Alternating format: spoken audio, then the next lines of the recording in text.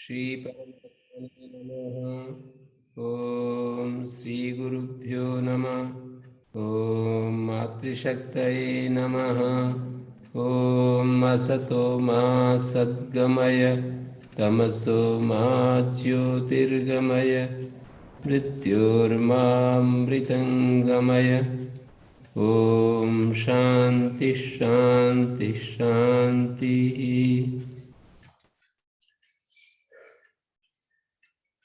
उपनिषद कक्षा 93 मुंडक उपनिषद की कक्षा है 14वीं। दूसरे मुंडक का दूसरा खंड, और कल हम 7वें मंत्र पर विचार कर रहे थे। या सर्वज्ञ सर्वविद यस्य एष महिमा भुवि। जो सर्वज्ञ है, सर्वविद है, सामान्य रूप से जानने वाला, विशेष रूप से जानने वाला। सर्वविद, सर्वज्ञ सर्वविद यस्य एष प्रसिद्धो महिमा विभूति। उसकी ये विभूति, उसका ऐश्वर्य, उसकी महिमा प्रसिद्ध है। क्या है वो महिमा?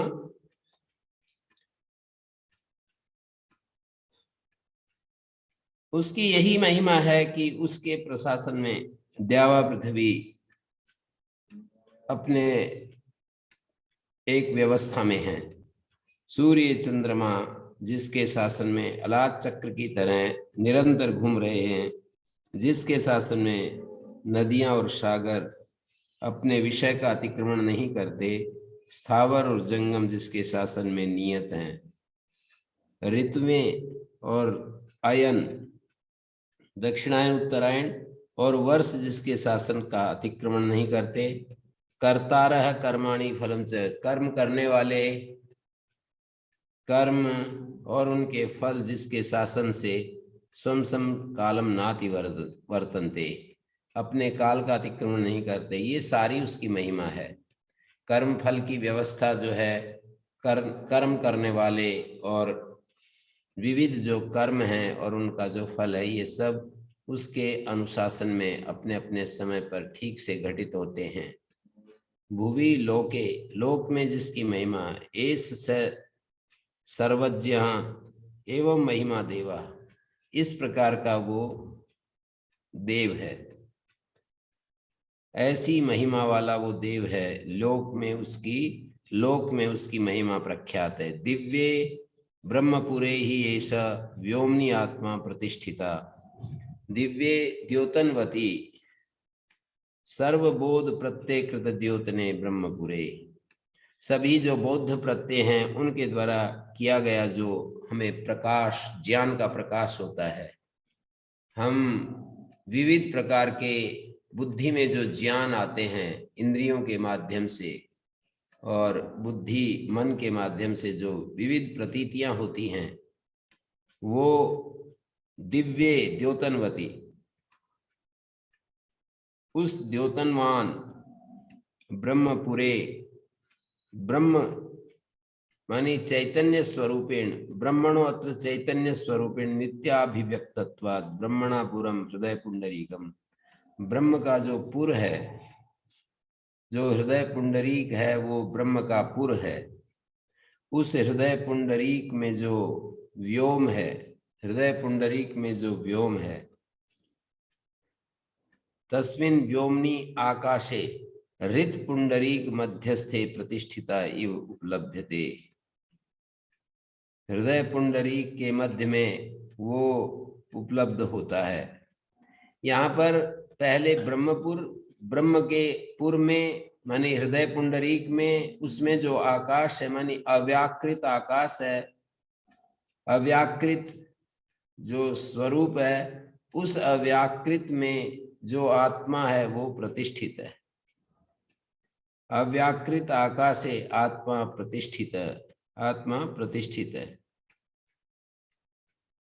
प्रतिष्ठित इव उपलभ्यते, हृदय पुंडरीक मध्यस्थे प्रतिष्ठित इव उपलभ्यते। नहीं आकाशवत् सर्वगतस्य गतिरागति प्रतिष्ठा वा अन्यथा संभवती। प्रतिष्ठिता इव उपलभ्यते, भाष्यकार ने अर्थ किया कि उस हृदय पुंडरीक में जो व्योम है, अव्याकृत आकाश है, उस अव्याकृत आकाश में आत्मा प्रतिष्ठित इव उपलभ्यते, मानो की प्रतिष्ठित, मानो की, इव का अर्थ है मानो की प्रतिष्ठित जैसा उपलब्ध हो रहा है। नहीं आकाशवत सर्वगत, जो आकाश की तरह सर्वगत है उसकी जाना आना प्रतिष्ठा ये संभव नहीं है। सही आत्मा तत्रस्थो मनोवृत्ति भिरे विभाव्यते, वहां पर वो जो आत्मा है मनोवृत्तियों के द्वारा वो विभाव्यते, अभिव्यज्यते, प्रकटी भवति। मनोमया प्राण शरीर नेता, मन उपाधित्वात् प्राण शरीर नेता, प्राण और शरीर का जो नेता है, स्थूलात शरीरात शरीरांतरम प्रति, स्थूल शरीर से किसी एक दूसरे शरीर में ले जाने वाला, अपने इस स्थूल शरीर से दूसरे एक शरीर में ले जाने वाला, प्राण और शरीर का नेता, प्राण और शरीर का नेता, मन उपाधि वाला, मनोमय, मन उपाधि वाला वो जो जीव है, प्राण शरीर का नेता है, प्राण और शरीर का नेता है। प्राणस्य शरीरम से प्राण शरीरम, कर्मधारय द्वंद्व समास, समाहार द्वंद्व समास करेंगे। प्राण और शरीर, जहां और आता है वहां द्वंद्व होता है। प्राण और शरीर का नेता माने स्थूलात शरीरात शरीरांतरम प्रति, स्थूल शरीर से दूसरे शरीर के प्रति ले जाने वाला। प्रतिष्ठितो अन्य हृदयम सन्निधाय, वो प्रतिष्ठितो अवस्थितो अन्य भुज्यमानान्न विपरिणामे प्रतिदिनम उपचीयमाने अपचीयमाने च पिंड रूप अन्य, ये जो हमारा पिंड रूप अन्न है, शरीर है, उस अन्न में माने उस शरीर में प्रतिष्ठितो अवस्थित, प्रतिष्ठित शब्द का अर्थ है अवस्थित, अन्य भुज्यमान अन्य विपरिणामे, जो हम भोजन करते हैं उस अन्न के परिणाम के रूप में, उपचीयमाने अपचीयमाने से पिंड रूप अन्य हृदयम सन्निधाय बुद्धिम, हृदयम बुद्धिम पुंडरीक छिद्रे, पुंडरीक मध्य छिद्रे मध्य सन्निधाय समवस्थाप्य, बुद्धि को पुंडरीक मध्य में स्थापित करके, हृदयावस्थायाम एव आत्मना स्थितिर न आत्मना स्थितिरन्य, हृदय अवस्था में आत्मा की स्थिति बता रहे हैं, न आत्मना स्थिति अन्य, आत्मा की स्थिति अन्न मानी स्थूल देह में नहीं बताई जा सकती। अन्य हृदयम सन्निधाय, अन्न में माने स्थूल शरीर में, अन्य का अर्थ है स्थूल शरीरे, हृदयम सन्निधाय अन्य स्थूल शरीरे बुद्धिम समवस्थाप्य, बुद्धि को स्थापित करके, तद विज्ञानेन परिपश्यन्ति धीरा, उस आत्म तत्व को विज्ञान के द्वारा धीर पुरुष देखते हैं। आनंद रूपम अमृतम यद विभाति, जो आनंद रूप प्रतीत हो रहा है, आनंद रूप जो अमृत तत्व है, उस आनंद रूप अमृत को परिपश्यन्ति धीरा, धीर पुरुष देखते हैं। तो यहाँ पर सर्वतः पूर्णम, सर्वतः पूर्णम,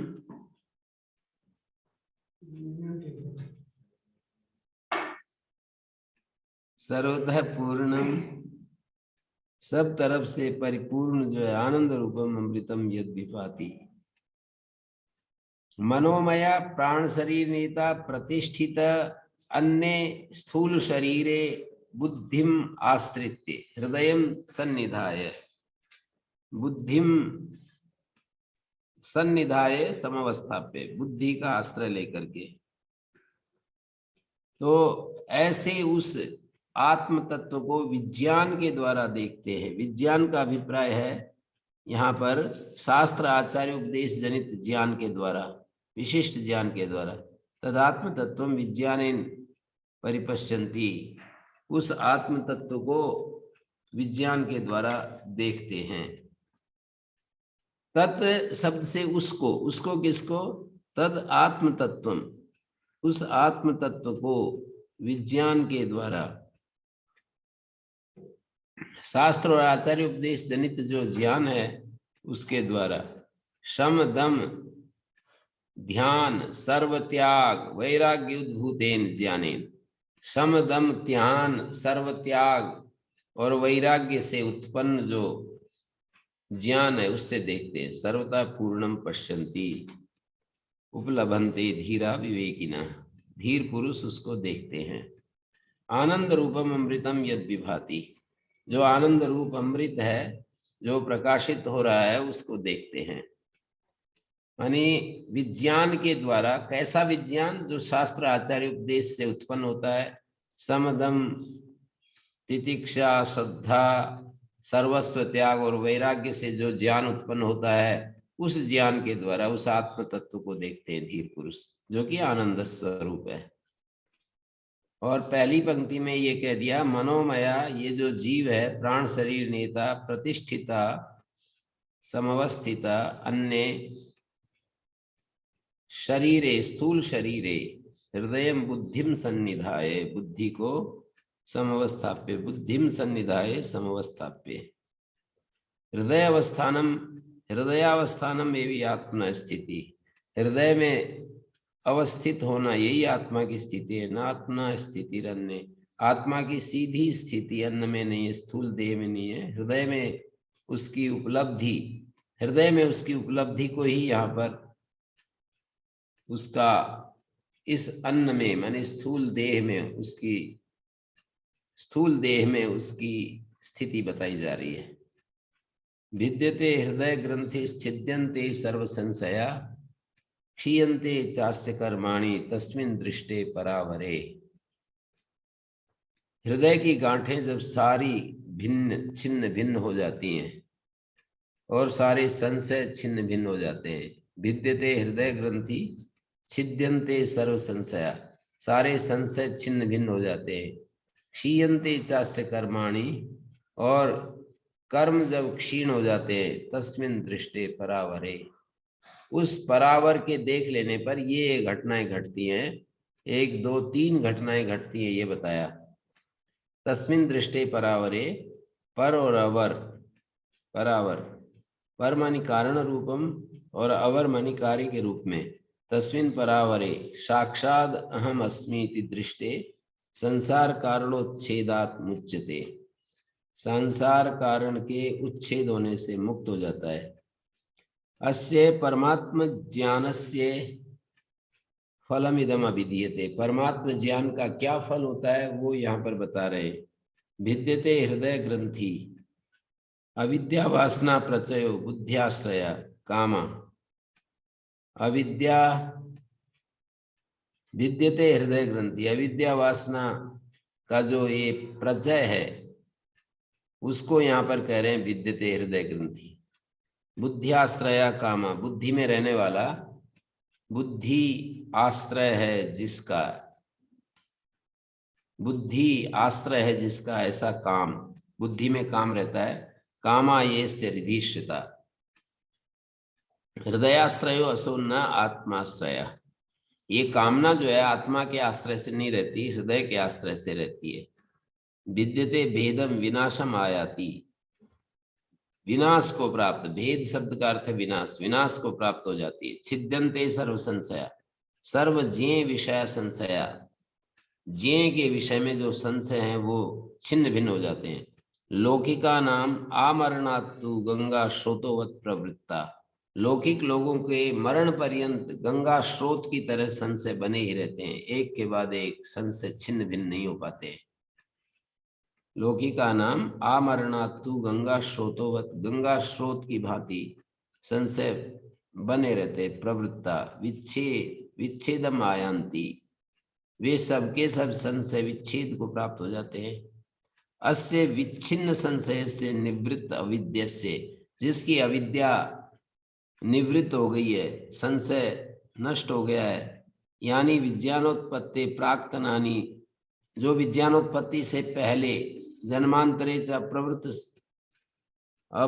अप्रवृत्त फलानी, जन्मांतर में जो फल प्राप्त नहीं हुए।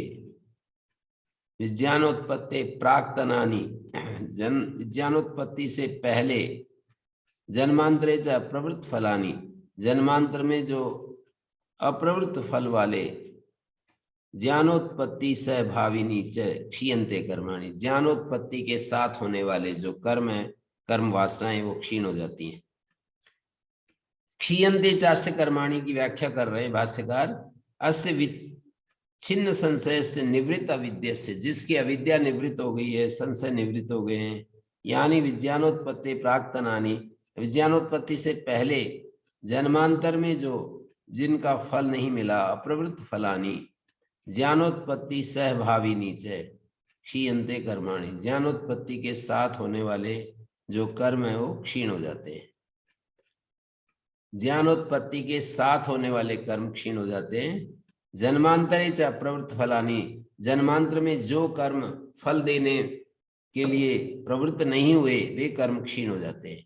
प्रारब्ध कर्म क्षीण नहीं होते, क्रियमाण और संचित कर्म क्षीण हो जाते हैं, ये बात कही। न तो एतत् जन्मारंभकाणि प्रवृत्त फलत्वात्, इस जन्म का आरंभ करने वाले जो कर्म हैं, क्योंकि उन्होंने तो अपना फल देना आरंभ कर दिया है, तस्मिन् सर्वज्ञे असंसारिणी, उस सर्वज्ञ असंसारी परावरे परम च कारणात्मना अवरम च कार्यात्मना, तस्मिन् परावरे साक्षात अहम अस्मि इति दृष्टे, साक्षात मैं ये हूं ऐसा देख लेने पर, संसार कारणोच्छेदात् मुच्यते, संसार कारण का उच्छेद होने से, साक्षात अहम अस्मि इति दृष्टे, तस्मिन् दृष्टे परावरे, संसार कारण का उच्छेद होने से मुक्त हो जाता है।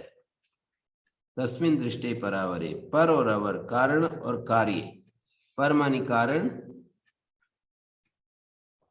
परावरे परम च कारणात्मना अवरम च कार्यात्मना, तस्मिन् परावरे साक्षात अहम अस्मि इति दृष्टि, साक्षात ये मैं हूं ऐसा देख लेने पर वो मुक्त हो जाता है। हिरण्मये परे कोशे विरजम ब्रह्म निष्कलम तत्शुभ्रम ज्योतिषाम ज्योति तद्यदात्मविदो विदु। वो इसी अर्थ को जो पिछले वाले मंत्र में कहा, संक्षेपा विधायका उत्तरे मंत्रास्त्रयोपि, 9, 10 और 11वां मंत्र, तीनों मंत्र उसी को और स्पष्ट कर रहे हैं। उक्त से अर्थ संक्षेपा विधायका, संक्षेप से कहने वाले आगे वाले 3 मंत्र हैं। हिरण्मय परे कोशे, हिरण्मय जो ज्योतिर्मय, हिरण्मय शब्द का अर्थ होता है ज्योतिर्मय। बुद्धि विज्ञान प्रकाशे, बुद्धि विज्ञान माने बुद्धि वृत्ति के चैतन्य रूप प्रकाश में, बुद्धि वृत्ति का जो चैतन्य रूप प्रकाश है, बुद्धि विज्ञान प्रकाशे, बुद्धि विज्ञान माने बुद्धि वृत्ति, बुद्धि वृत्ति के चैतन्य रूप प्रकाश में परे कोशे, कोशा इव असे, जैसे कि जो म्यान होती है तलवार की, परे कोशे कोश इव असे, जैसे अशी की कोश होती है। आत्म स्वरूपोपलब्धि स्थानत्वात् परम, आत्म स्वरूपोपलब्धि स्थान वाला होने से वो पर है। आत्म स्वरूपोपलब्धि स्थानत्वात् परम तत् सर्वाभ्यंतरत्वात् तस्मिन् विरजम अविद्या आदि अशेष दोष रजोमल वर्जितम ब्रह्म सर्वमहत्वात् सर्वात्मत्वात् निष्कलम निर्गता कला यस्मात्, निष्कलम मानी जिससे सारी कलाएं चली गई, 16 कलाएं होती हैं, तद निष्कलम निर्वयवम मानी निर्वय जो ब्रह्म है। हिरण्मय ज्योतिर्मय बुद्धि विज्ञान प्रकाशे, बुद्धि वृत्ति के चैतन्य रूप प्रकाश में, हिरण्मय का अर्थ हो गया कोशे, हिरण्यमय परे, परे कोशे मानी जैसे कि तलवार का कोश होता है, इसी तरह से आत्मस्वरूप उपलब्धि का स्थान होने से, आत्मस्वरूपोपलब्धि स्थानत्वात् परम तत्सर्वाभ्यंतरत्वात्, जो सबके भीतर है इसलिए उसको पर कह रहे हैं।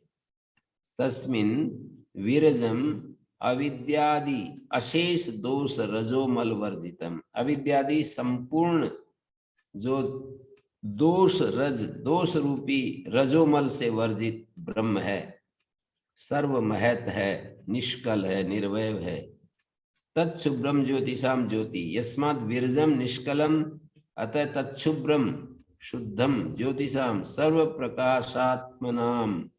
सभी प्रकाश स्वरूप जो चीजें हैं, सूर्य चंद्र आदि जो ज्योतिषाम ज्योति सर्व प्रकाशात्मनाम अग्नि नाम तज्ज्योति अवभास्कम। सभी प्रकाश करने वाले जो अग्नि सूर्य चंद्रमा आदि प्रकाशक जो ज्योतियां हैं, उन ज्योतियों का जो ज्योति है, तत्शुभ्रम, शुभ्रम का मतलब शुद्धम, और ज्योतिषाम ज्योति ज्योतियों का जो ज्योति है अवभासक है। अग्न्यादि नाम अपि ज्योतिष्त्वम अंतर्गत ब्रह्मात्म चैतन्य ज्योतिर्निमित्तम। अग्न्यादियों में भी जो ज्योतिष्व है वो अंतर्गत ब्रह्मात्म चैतन्य ज्योति के कारण से है।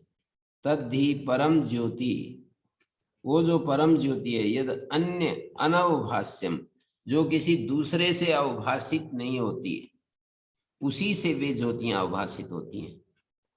परम ज्योति यद अन्य अनवभाष्यम, अन्य के द्वारा जो प्रकाशित नहीं होता है, बल्कि तद्यद आत्मविद आत्मानं स्वम, जो अपने शब्द आदि विषय बुद्धि प्रत्यय साक्षिणम, शब्द आदि जो विषय होते हैं उनका जो शब्दादि विषयों की जो बुद्धि वृत्ति है, बुद्धि प्रत्यय साक्षिणम, प्रत्यय शब्द वृत्ति के अर्थ में प्रयोग किया है।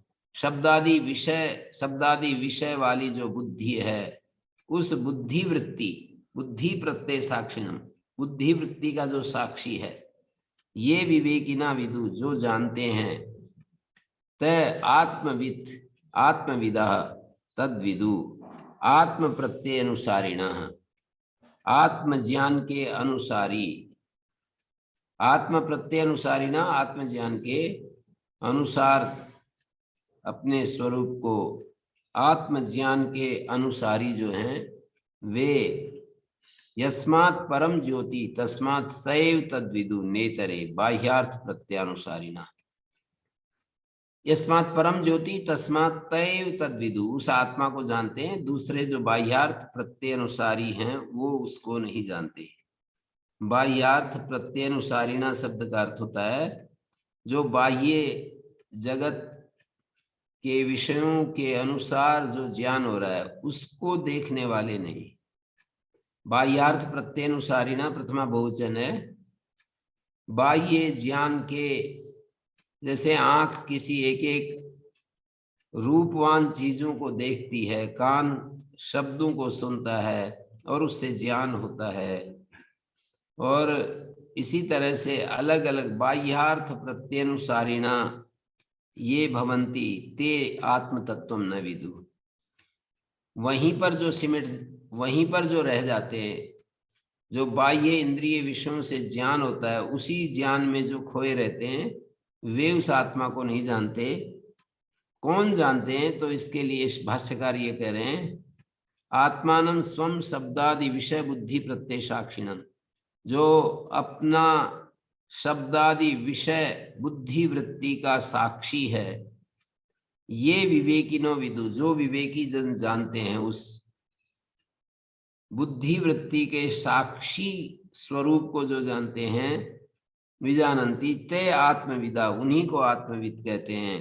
तद्विदु आत्म प्रत्यनुसारिणा, आत्मज्ञान के अनुसारी, आत्म संबंधी जो ज्ञान है उसके अनुसार चलने वाले उस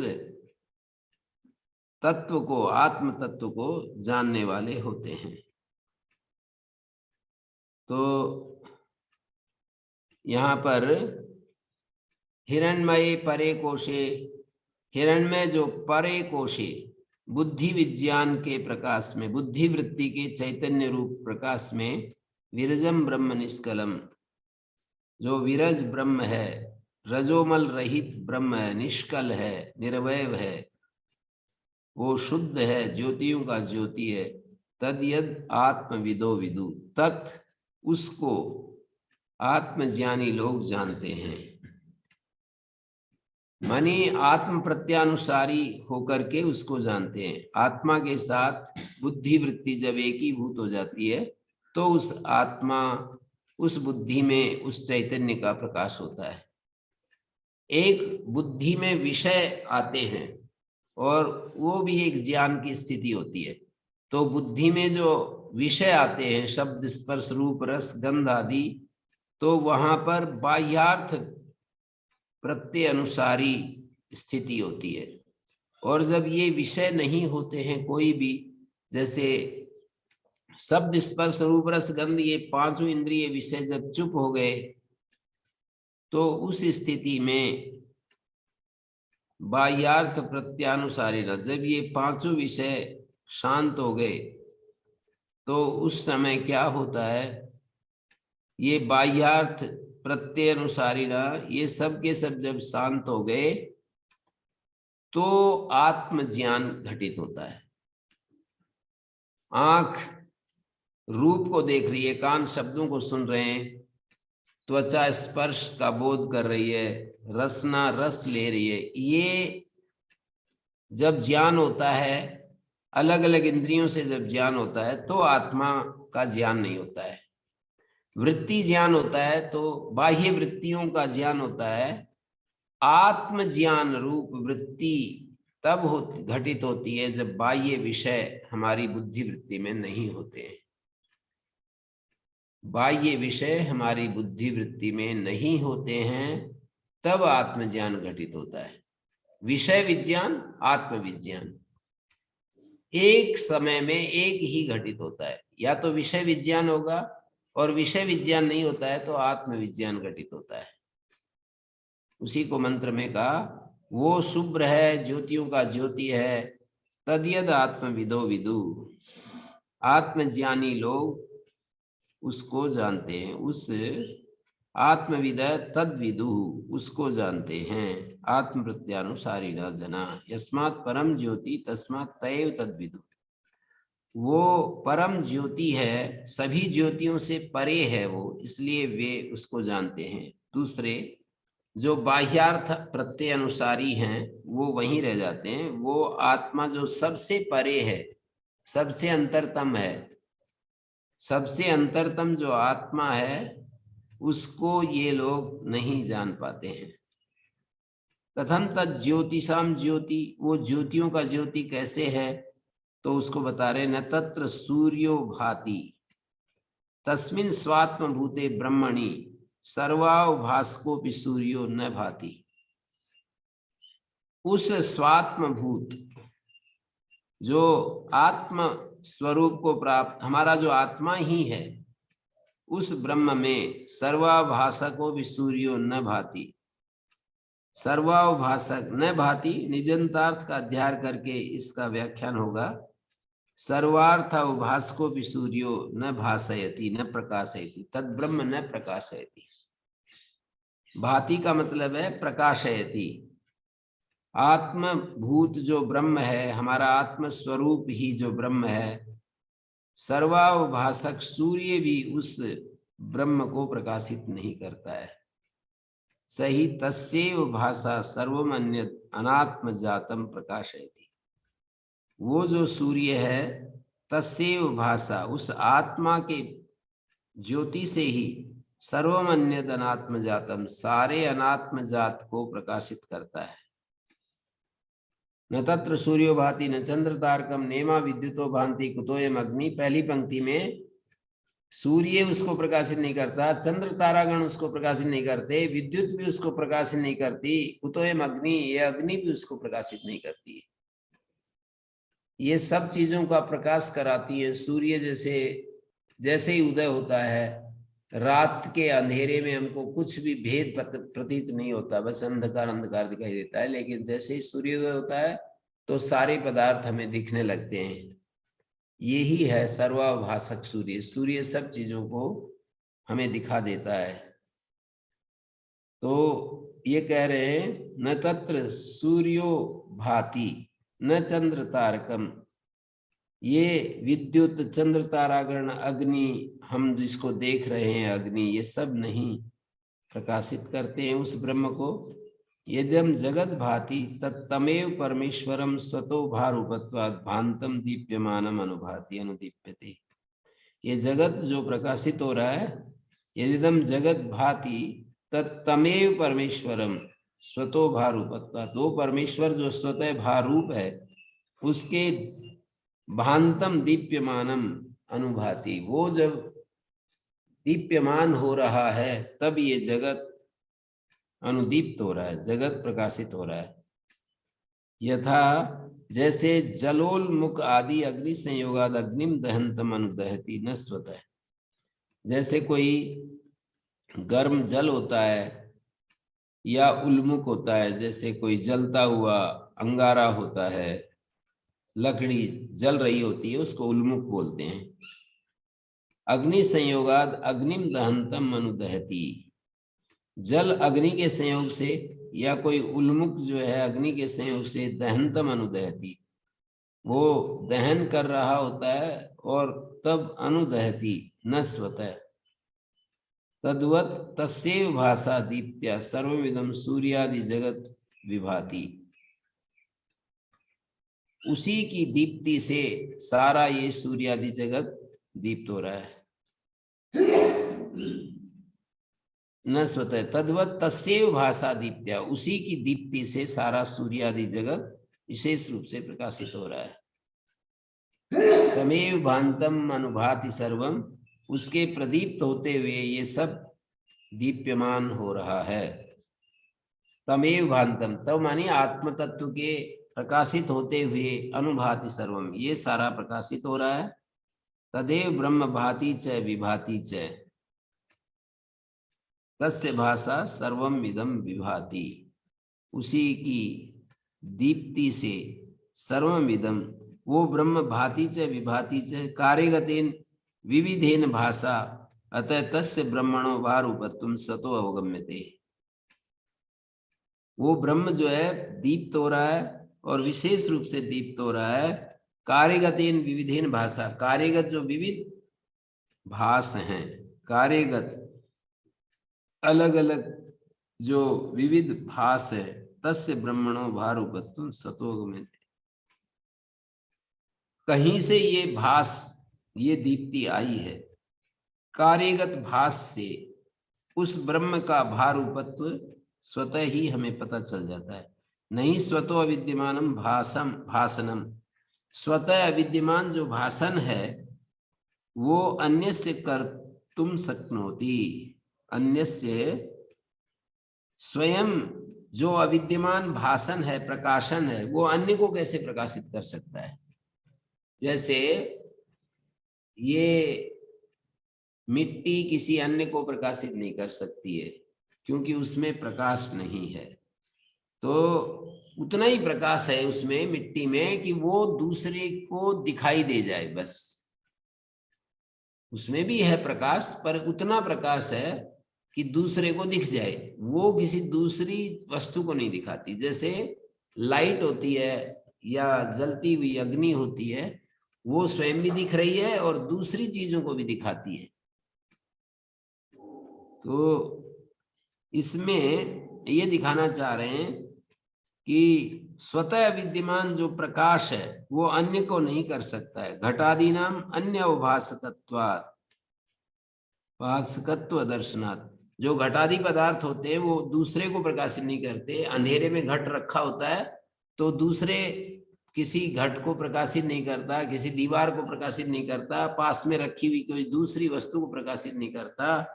घटादि नाम अन्याभास्कत्व दर्शनात् भारूपाणाम च आदित्यादि नाम तद दर्शनात्, जो भारूप होते हैं आदित्यादि उनमें वो सामर्थ्य देखा जाता है कि दूसरी चीजों को भी प्रकाशित करते हैं।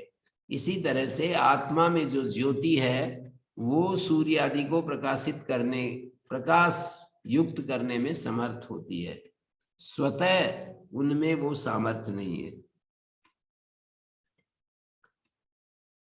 और आगे आखिरी मंत्र में कह रहे हैं ब्रह्मेविदम अमृतम पुरस्तात् ब्रह्म पश्चात ब्रह्म दक्षिणतश्चोत्तरेण अधश्च ऊर्ध्वं प्रसृतम ब्रह्मेविदं विश्वम इदम वरिष्ठम। तो पहले यहाँ पर ऐसे बढ़ेंगे आगे, ब्रह्मेव इदम अमृतम पुरस्तात्, इदम ब्रह्मेव यत्तद् ज्योतिषाम ज्योति ब्रह्म तदेव सत्यम। ये जो ज्योतियों का ज्योति ब्रह्म है वही सत्य है। सर्वम तद विकारम वाचारम्भणम, जितना भी विकार है सर्वम तद विकारम वाचारम्भणम, वाणी का विकार मात्र है। विकारो नाम ध्येय मात्रम अनृतम इतरत, विकार जो है नाम मात्र है, अनृत है। इति एतम अर्थम विस्तरेण हेतुता प्रतिपादितम निगमन स्थानीय मंत्रेण पुनरुपसंहरति। ये बात जो है विस्तार से हेतुपूर्वक बताई गई निगमन स्थानीय मंत्र के द्वारा उसका उपसंहार कर रहे हैं। निगमन का मतलब होता है 5 अवयव होते हैं, प्रतिज्ञा, हेतु, उदाहरण, उपनय, निगमन। प्रतिज्ञा के बाद हेतु दिया जाता है, हेतु के बाद उदाहरण दिया जाता है, और उपनय उसको समेट करके बताया जाता है। पर्वतो वन्यमान धूमवत्वात्, यत्र यत्र धूमा तत्र तत्र वन्य, ये व्याप्ति होती है। यथा महान सम उदाहरण होता है, अयम अपि तथा ये उपनय होता है। तस्मात् पर्वतो वन्यमान, ये निगमन कहलाता है। तो ब्रह्मे उक्त लक्षणम इदम यत् पुरस्तात् अग्रे अब्रह्म इव अविद्या दृष्टि नाम प्रत्यवभासमानम।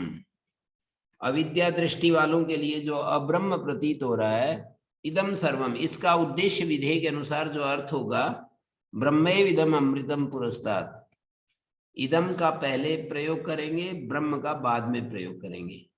जैसे हम कहते हैं रामा गच्छति, यहाँ पर राम उद्देश्य है, गच्छति विधेय है। यह गच्छति स रामा, ऐसा वाक्य बोलते हैं तो यह गच्छति ये उद्देश्य है, स रामा ये विधेय है। पहले जिसको बताते हैं वो उद्देश्य, ज्ञात अर्थ उद्देश्य होता है और अज्ञात अर्थ विधेय होता है। तो जैसे हम जानते हैं कि कोई जा रहा है पर वो कौन है ये नहीं जानते, तो जाते हुए को तो देख रहे हैं पर कौन है ये नहीं जानते, तो उसको बताने के लिए जब बोला जाएगा कि यह गच्छति स राम अस्ति, स को अस्ति, ऐसा पूछेंगे स को अस्ति, तो उसका उत्तर जो आएगा वो विधेय के रूप में आएगा। स को अस्ति, यह गच्छति ये तो दिख रहा है, पर स को अस्ति इति न ज्ञायते, तो उसका जो उत्तर आएगा वो विधेय होगा। और राम को जान रहे हैं हम, पर राम क्या कर रहा है, राम किं करोति, ये नहीं जान रहे हैं, तो उसको जब बताते समय हम कहते हैं रामः गच्छति, रामः पठति, रामः कार्यं करोति, रामः शेते। ये जो राम के बारे में, क्योंकि राम को तो हम जान रहे हैं पर राम क्या कर रहा है ये नहीं जानते, तो वो जो नहीं पता है वो जो अंश है वो विधेय बन जाता है। तो इदम सर्वम ये तो हम जान रहे हैं, हमारे चारों तरफ फैला हुआ ये जो जगत है, पर ये क्या है, इदम किम ये नहीं जान रहे। तो ब्रह्मेविदम अमृतम पुरस्तात्, ये सामने जो दृश्यमान इदम सर्वम, पुरस्तात् मानी हमारे समक्ष, अब्रह्म इव अविद्या दृष्टि नाम प्रत्यवभासमानम, अविद्या दृष्टि वालों के लिए अब्रह्म की तरह जो प्रतीत हो रहा है वो क्या है, ब्रह्मैव, वो ब्रह्म ही है। ये बाधा में समानाधिकरण का प्रयोग करके ऐसा कह रहे, बाधाएं समानाधिकरण होता है। तो एक होता है समानाधिकरण का प्रयोग कई तरह से होता है, जैसे कि हम बोलते हैं सिंहो मानव का, ये भी एक समानाधिकरण की बात है। समानाधिकरण का मतलब दो चीजें एक बात को कहें मिल करके, उसको समानाधिकरण कहते हैं। जैसे हम कहते हैं नीलम उत्पलम, ये भी समानाधिकरण का उदाहरण है, नील उत्पल, नीला कमल।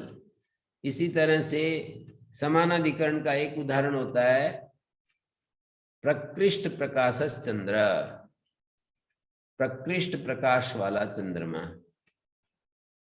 तो नीलम उत्पलम रज्जु सर्पः, इस दृष्टांत में सर्प रज्जु रेव, ये भी समानाधिकरण है। तो जब हमें पता चल जाता है, पहले तो हम सर्प देख रहे थे, अब पता चल गया कि ये तो रज्जु है, तो सर्प रज्जु ही है। तो इदम सर्वम जो अनात्म के रूप में दिखाई दे रहा था, तो ज्ञान होने के बाद देखता है तो व्यक्ति कहता है कि ब्रह्मैव इदम सर्वम, ये जो कुछ भी प्रतीत हो रहा है ये सब ब्रह्म ही है, क्योंकि ब्रह्म से ही ये उत्पन्न हुआ है। तो कार्य के रूप में जो दिखाई दिया जा रहा है उसका कारण के रूप में देखना, कार्य स्वरूप को कारण के रूप में देखना। तो ब्रह्मैव इदम अमृतम पुरस्तात्, सामने जो विद्यमान है वो ब्रह्मैव, और ब्रह्म पश्चात, ये पीछे विद्यमान, जो हमारी पीठ के पीछे जो भी विद्यमान है वो ब्रह्म है। ब्रह्म दक्षिणता, दाईं तरफ जो भी है वो ब्रह्म है। उत्तरेण, और उत्तर दिशा में, ये एन प्रत्यय उत्तरेण, और उत्तर दिशा में जो भी विद्यमान है वो भी ब्रह्म ही है। दाएं बाएं उत्तर दक्षिण ऊपर नीचे ये सब दिखा रहे हैं। ब्रह्मैविदम अमृतम पुरस्तात्, समक्ष, पुरस्तात् मानी सामने जो विद्यमान है वो ब्रह्म ही है, पीछे जो विद्यमान है वो ब्रह्म ही है, दक्षिण दिशा में माने राइट साइड में जो है वो भी ब्रह्म ही है, और मेरा दक्षिण और मेरा उत्तर दिशा माने बाईं तरफ, जब मैं ऐसे खड़ा होता हूं, सामने खड़ा होता हूं, तो मेरा जो दाहिना हाथ होता है एक बाएं हाथ होता है, तो बाएं हाथ को उत्तर कह रहे हैं और दाएं हाथ को दक्षिण कह रहे हैं। तो मेरा जो बायां हाथ है उसको उत्तर शब्द से कह करके बता रहे हैं कि उत्तर दिशा में जो मेरे उत्तर दिशा में विद्यमान है जो कुछ, वो सब ब्रह्म ही है। मेरे दाहिने तरफ जो कुछ है वो ब्रह्म ही है। और अधश्च ऊर्ध्वम च प्रस्थितम ब्रह्मैव, और नीचे जो फैला हुआ है वो भी ब्रह्म ही है, और ऊपर जो है 6 दिशाओं को पकड़ करके कह रहे हैं कि नीचे जो है वो भी ब्रह्म ही है, ऊपर जो फैला हुआ है ये जगत ये भी ब्रह्म ही है। अधश्च ऊर्ध्वम च प्रसृतम ब्रह्मैव इदम विश्वम इदम वरिष्ठम, ये सारा विश्व ब्रह्मैव एकम परमार्थ सत्यम, इदम विश्वम ब्रह्मैव इदम विश्वम समस्तम, ये सारा का सारा ब्रह्म ही है। इदम जगत वरिष्ठम वर्तमम, ये सारा जो श्रेष्ठतम जगत है ये सब ब्रह्म ही है। अब्रह्म प्रत्यय सर्वो अविद्या मात्रो रज्ज्वाम सर्व प्रत्यय, अब्रह्म प्रत्यय सर्वो अविद्या मात्र है, सारा का सारा अविद्या मात्र। जब जब हमें अब्रह्म प्रतीति हो रही है, जब जब हमें इस संसार में अनात्म प्रतीति हो रही है, वो अविद्या के कारण हो रही है। सर्व अविद्या मात्रो रज्ज्वा में सर्प प्रत्यय, जैसे अंधेरे में, अंधकार में पूर्ण प्रकाश के न होने पर, अभी सूर्य के उजाले में यदि हम किसी रस्सी को देखेंगे थोड़ी हम सर्प कहेंगे। हम अंधेरे में यदि किसी रस्सी को देखते हैं तब हमें सर्प भान होता है। तो वही कह रहे हैं कि अब्रह्म प्रत्यय सर्वो अविद्या मात्र है, सारा का सारा अब्रह्म प्रत्यय जो है अविद्या मात्र है। रज्ज्वामेव सर्व प्रत्यय ब्रह्मैव एकम परमार्थ सत्यम, वस्तुतः ब्रह्म ही एक परमार्थ सत्य है। अज्ञान की स्थिति में हमको ये भेद प्रतीति हो रही है, अविद्या के संसर्ग से, अविद्या के संपर्क से हमें ये अनात्म रूप दिखाई दे रहा है। अविद्या को यदि हम हटा दें, अविद्या को हटा दें तो हमको इस सब, ये सब जो कुछ दिखाई दे रहा है इसका प्रविलापन अपने कारण में कर दें तो एक ब्रह्म ही मूलतः दिखाई देगा। कारण में प्रविलापन कर दें तो ब्रह्म ही दिखाई देगा। तो ये मंत्र दूसरा, ब्रह्मैव इदम विश्वम इदम वरिष्ठम, ये वर्तमम श्रेष्ठतम, इदम विश्वम ब्रह्म, ये सब कुछ ब्रह्म ही है। ये दूसरा मुंडक का दूसरा खंड पूरा होता है। कल एक कौन सी कक्षा में पूछी थी बात, हमारे मैत्रेय जी ने पूछी थी, और उन्होंने ये पूछा था कि एक तरफ तो ये कहते हैं कि नायम आत्मा प्रवचन लभ्या न मेधया न बहुना श्रुतेन, कि वो बहुत श्रवण से आत्मा नहीं मिलता, और दूसरी तरफ आत्मा वारे द्रष्टव्य श्रोतव्य मंतव्य, ये भी कहते हैं कि आत्मा को सुनना चाहिए, मनन करना चाहिए। तो ये विरोध प्रतीत हो रहा है, इसका क्या समाधान है? मैंने कुछ उत्तर दिया था, लेकिन मैंने फिर अपने गुरुजी से पूछा तो उन्होंने कहा कि इसमें तो कुछ विरोध नहीं है। वहां पर ये वाक्य लिखा है, नायम आत्मा प्रवचन लभ्या न मेधया न बहुना श्रुते न बहुना, बहुत सुनने से आत्मा नहीं मिलता। ये थोड़ी कि आगे सुनने से आत्मा नहीं मिलता, ऐसा नहीं कहा। बहुना श्रुते न, बहुना विशेषण डाला हुआ है, बहुत सुनने से नहीं। थोड़ा सुनना तो अपने आप ही निकल रहा है, शब्द से ही निकल रहा है कि थोड़ा तो सुनना पड़ेगा। बहुत सुनने से ये आत्मा नहीं मिलता है। और बृहदारण्यक में भी कहा है कि नानुध्यायत बहुन शब्दान वाचो विज्ञापनम ही तत्, कि बहुत सारे शब्दों का चिंतन ना करें, वाचो विज्ञापनम ही तत्, ये वाणी का विज्ञापन मात्र है, श्रम मात्र है। तो 5 शब्द आत्मबोध के लिए पर्याप्त है। 5 शब्द, 5 शब्द कौन से? सत्यम, ज्ञानम, अनंतम, आनंदम और आत्मा। ब्रह्म उसका विशेष्य है, और ये विशेषण के रूप में सत्यम, ज्ञानम, अनंतम, आनंदम और आत्मा, ऐसा ये ब्रह्म है। एक दूसरे प्रसंग में भी ये बात कही गई है, बृहदारण्यक के पहले अध्याय के, बृहदारण्यक के पहले अध्याय का चतुर्थ ब्राह्मण का 7वां मंत्र है। 1, 4, 7, पहले अध्याय का चौथे ब्राह्मण का चतुर्थ ब्राह्मण का 7वां मंत्र है। उस 7वें मंत्र में ये बात कही है, क्या कहा कि तद्दहिदम तरी अव्याकृतम आसीत, प्रत्यक्ष आदि से प्रतीयमान जो जगत है जिसको हम देख रहे हैं, वो मंत्र पढ़ रहा हूं मैं, उत्पत्ति से पहले अव्यक्त था। उत्पत्ति से पहले अव्यक्त था, वही नाम रूप के योग से व्याकृत हो गया, मानी यह इस नाम और इस रूप वाला है। इस प्रकार से वो अव्यक्त तत्व नाम रूप के द्वारा व्यक्त हो गया। असौ नामा अयम इदम रूप इति तदिदमपि एतर ही नाम रूपाभ्याम एव व्याक्रियते, व्यक्त हो गया। तो अब इस सृष्टि के समय भी वो अव्याकृत वस्तु इस नाम और इस रूप वाला है, इस प्रकार व्यक्त होता है। इदम अपि मानी सृष्टि काल में भी, सृष्टि के पहले अव्याकृत था और फिर नाम रूप के द्वारा व्याकृत हुआ। तदिदम अपि एतर ही, इस समय भी नाम रूप के द्वारा ही व्याकृत होता है। वो जो चैतन्य है इस नाम इस रूप वाला, इसी प्रकार वो व्यक्त होता है। मानी तद्दिदम व्याकृतम आसीत नाम रूपाभ्याम, वही नाम रूप के योग से व्याकृत हुआ। तो आगे कहते हैं स एष इह प्रविष्ट, वो व्याकर्ता, व्याकरण करने वाला इस वर्तमान देह में नख से शिख पर्यंत प्रवेश किए हुए है। आनखाग्रेभ्य सैस इह प्रविष्टा, आनखाग्रे, नख से शिख पर्यंत वो व्याकर्ता पुरुष है जो नाम रूप के रूप में व्यक्त होता है, वो वर्तमान देह में नख से शिख पर्यंत प्रवेश किए हुए है। जैसे ये छुरे के अधिकरण में छिपा रहता है, जैसे छुरा जो होता है छुरे के अधिकरण में छिपा रहता है।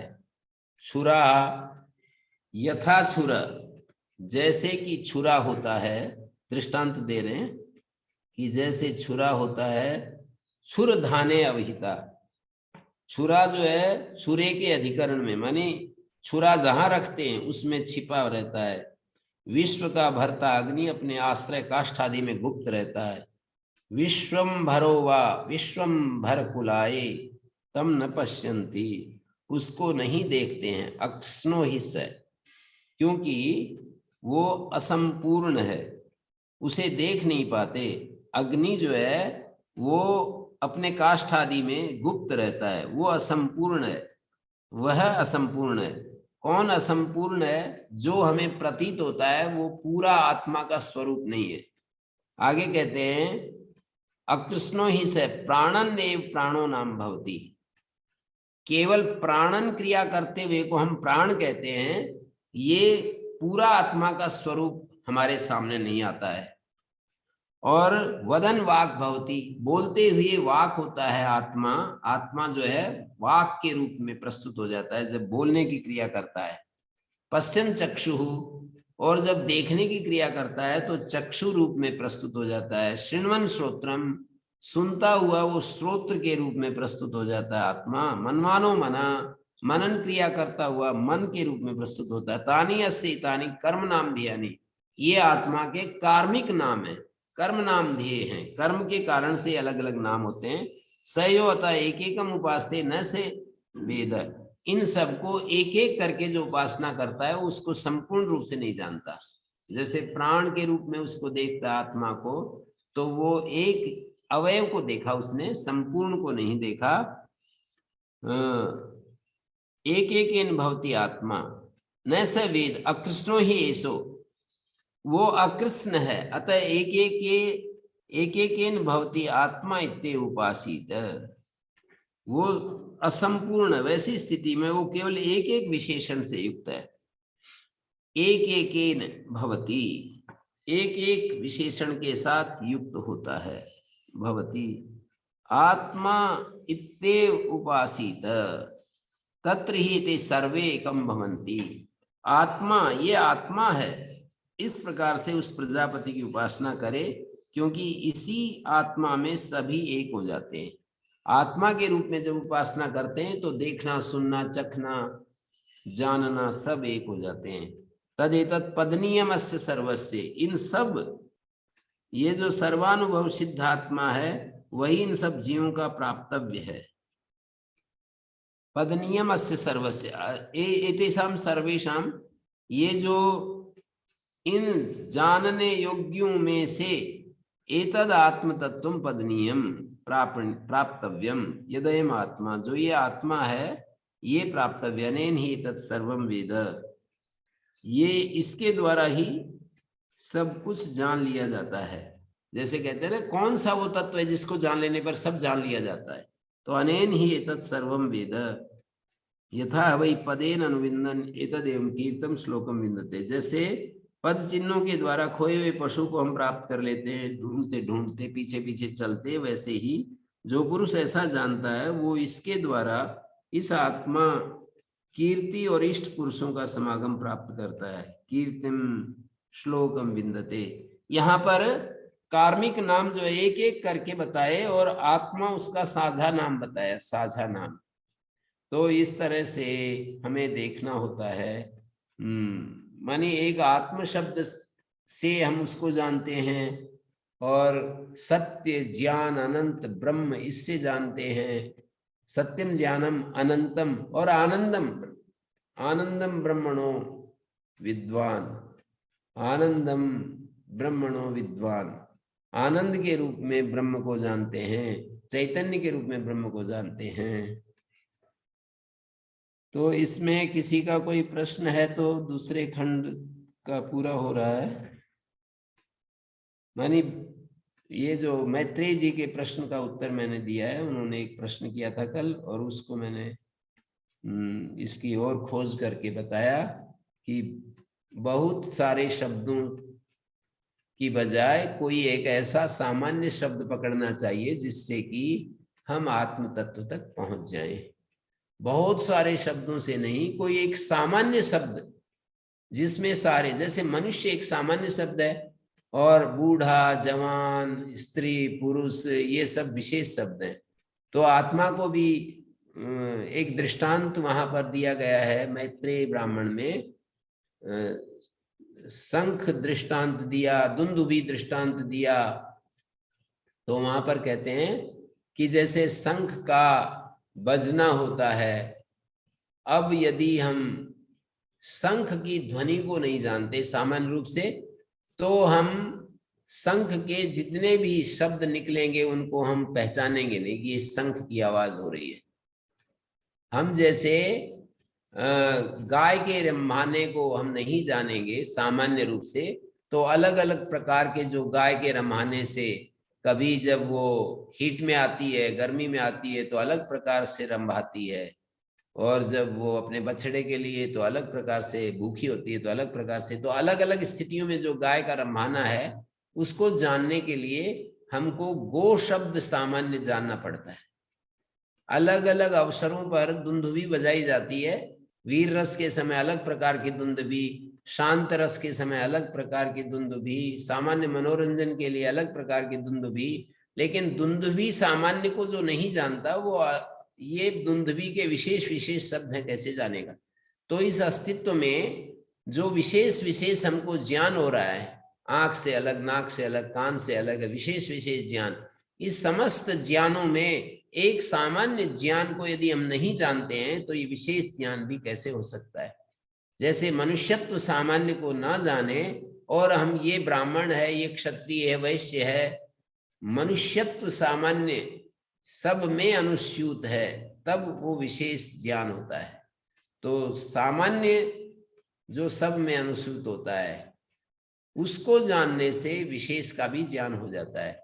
तो ये सारा अस्तित्व जो है विशेष विशेष करके दिखाई दे रहा है, उसके पीछे एक सामान्य है, उसको हमें जानना होता है। हाँ जी शेखर जी बोलिए। जी गुरु जी, बहुत अच्छा गुरु जी। अभी किसी भाई बहन का कोई प्रश्न है तो पूछ सकते हैं।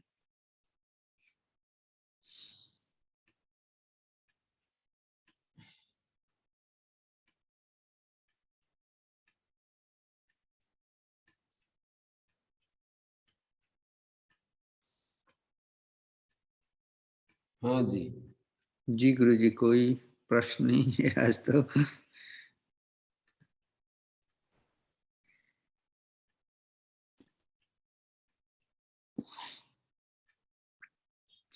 जब गुरु जी हम ये बताया जैसे वो तो बिल्कुल ठीक बात है, सामान्य ज्ञान नहीं होता तो विशेष ज्ञान नहीं होता। ये सारे आपने गौ की तो बृहदारण्यक में ये विषय आया है कि सामान्य को जानने से विशेष का ज्ञान, तो हमें जो विशेष ज्ञान हो रहा है, जैसे एक दुंदुभी शब्द है, बहुत सारे दृष्टांत दिए वहां पर।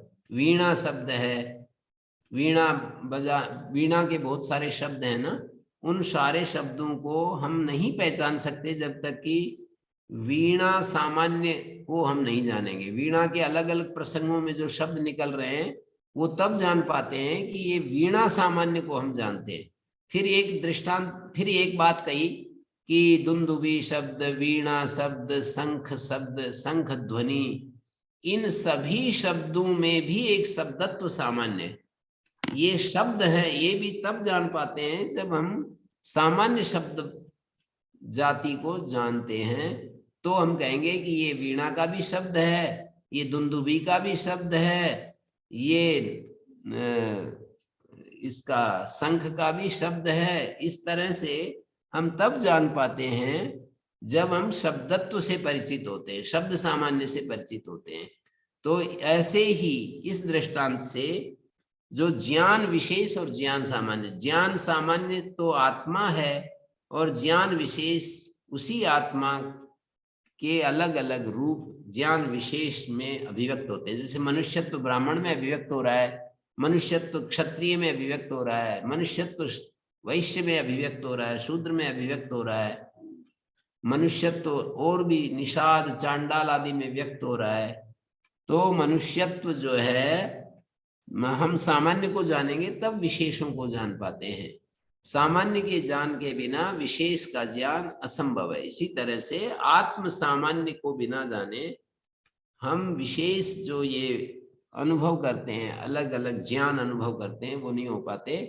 पर हमारा ध्यान नहीं है उस सामान्य की तरफ, हमारी दृष्टि विशेष के ऊपर ही होती है। जैसे हमको अलग अलग जो ये दिखाई देते हैं, मनुष्य दिखाई देते हैं, तो मनुष्यत्व सामान्य सब में है। ये तो जो समझदार लोग हैं वही जान पाते हैं, बाकी तो वो विशेष विशेष जो भी आता रहता है उसको वो जानते चले जाते हैं।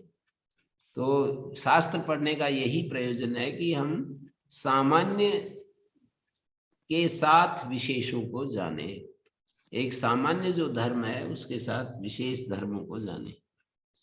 तो गुरु जी जैसे हम बट इसका ऐसा तो अर्थ नहीं लेना कि जैसे वेद है, उपनिषद है, दर्शन शास्त्र है, इनको हम जानते हैं तो तरह तरह से परमात्मा का हमें अलग अलग से बोध होता है।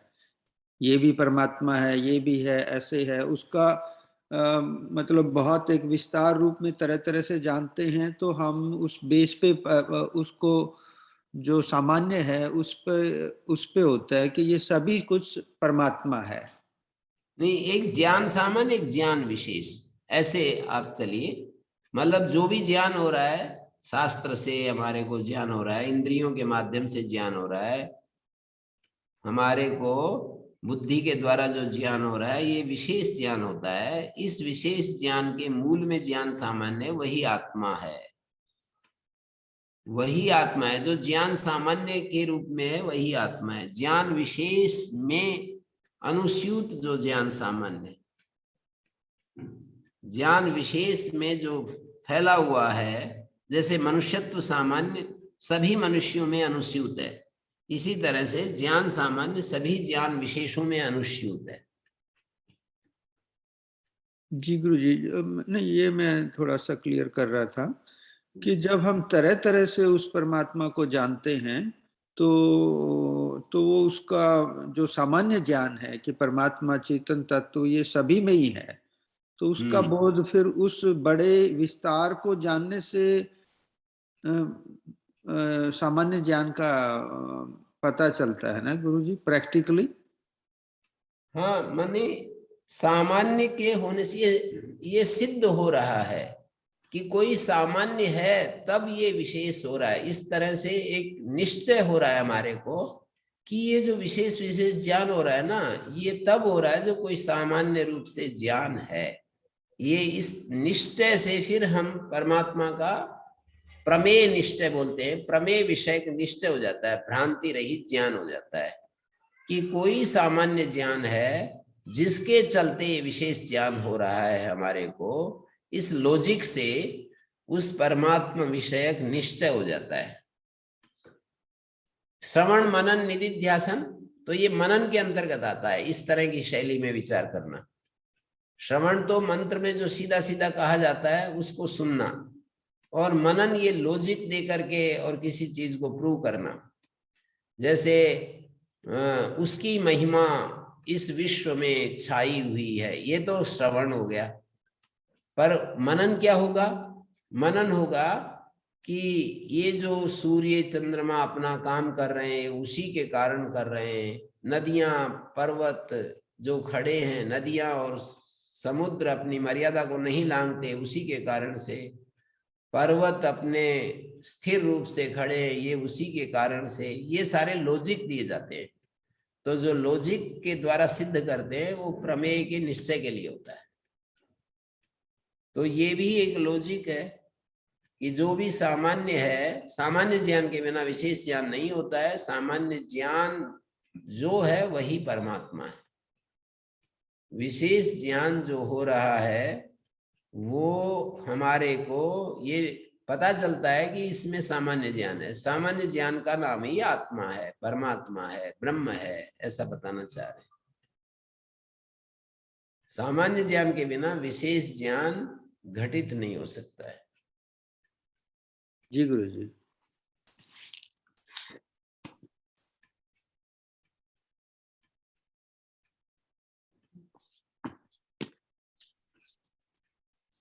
कल मेरे को अकस्मात कोई एक दिल्ली यूनिवर्सिटी की कोई कॉन्फ्रेंस है, उसमें सम्मिलित होना पड़ेगा 4 बजे से 4 बजे से 6 बजे तक। तो इसलिए कल हम अवकाश कर लेते हैं। जी गुरुजी, मैं भेज दूंगा नोटिस जी। तो यहीं समापन कर लेते हैं गुरुजी। ओम शांति शांति शांति। जी।